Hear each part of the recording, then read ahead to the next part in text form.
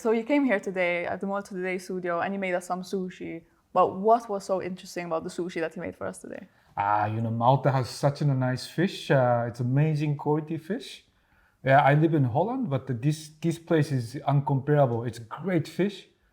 So I enjoy making sushis as being a Japanese sushi point of view.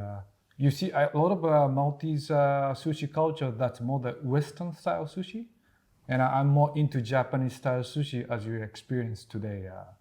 It's more the fish oriented that you can directly fish the freshness of the fish, something like this.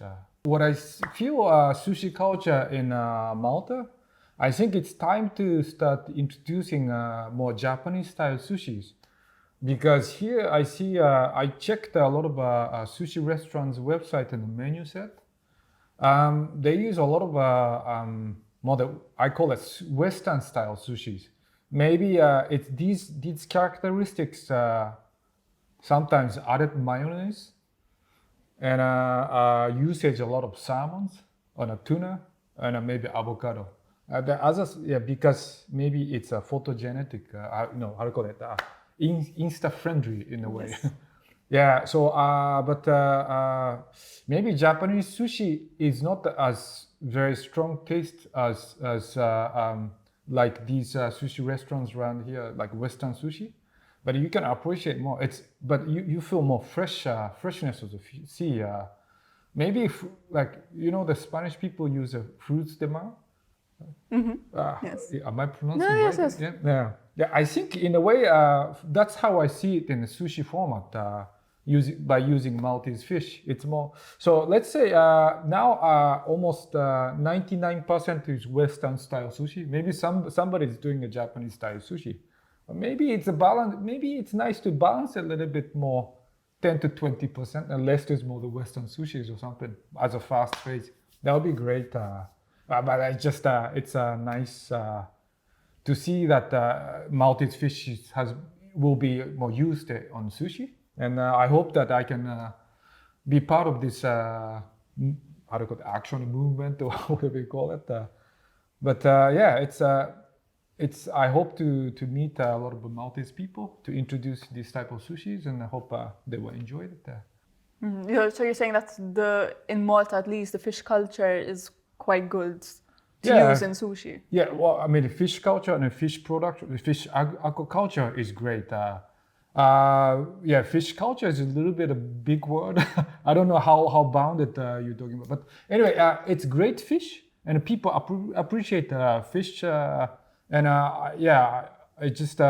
go to Atsupati and Koni's, and they have always many different kinds of fish, and I have to fight with local mama to buy a great fish. So people appreciate the good fish, I think, and you have roots in the culture. Mm-hmm. Yeah.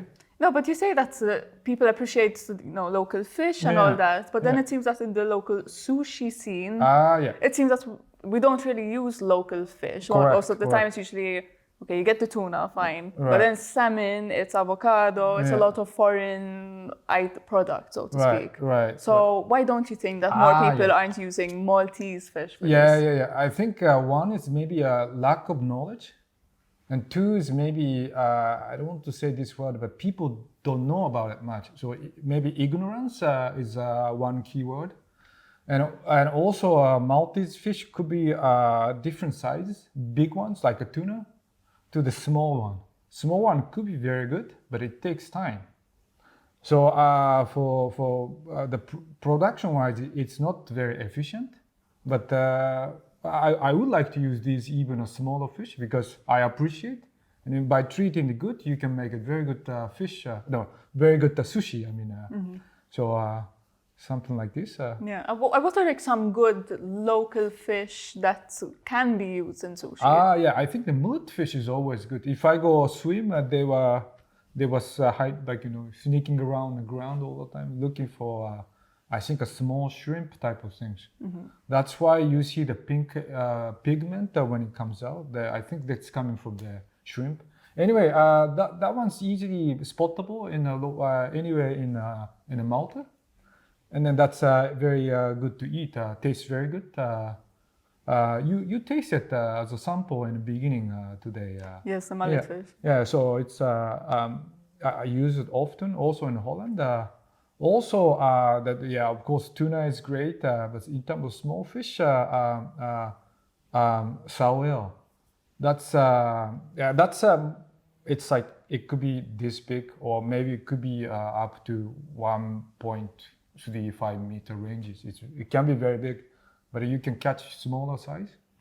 And when I came last autumn, it was so good that it has a lot of fat. It's very good to fish.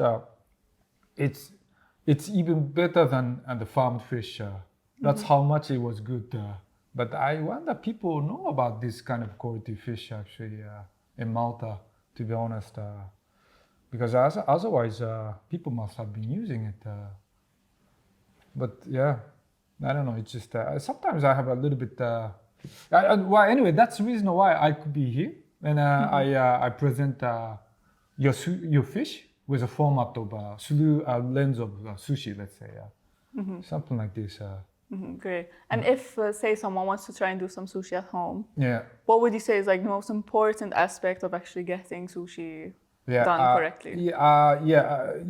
Try to look for the high quality Japanese rice. I have not been to a local Asian market, so I don't know what they have. But I understand that Italy makes good rice that's suited for high quality sushi. So you can try to look into those.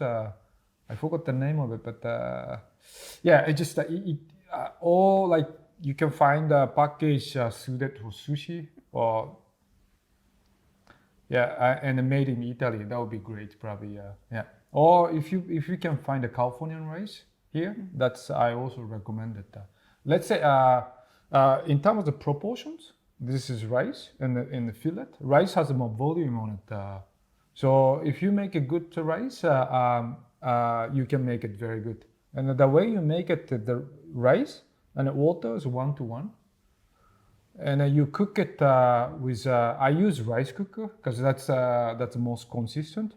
But you can use how do you call it, very thick metal pan type of things. So the idea is the heat radiation is consistent everywhere. If it's cheap ones, then it's very strong on bottoms and top is not.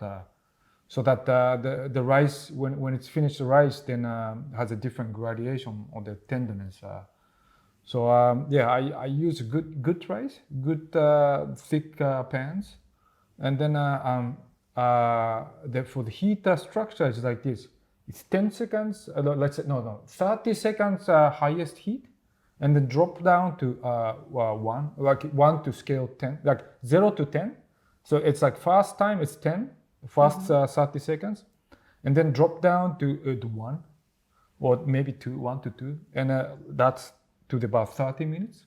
And very last you pump up maybe 10 to 15 seconds and turn it off, and don't open it up. But wait till another 15-20 minutes, and then you can open up. But then it's metal pans. Usually it's burned on the surface level, so you can only